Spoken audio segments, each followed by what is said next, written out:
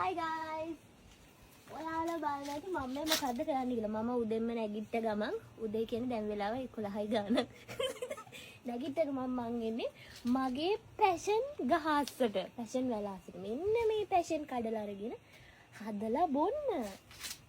ඔන්න ඉතින් උඩම තියෙනවා. ඉදිච්චි.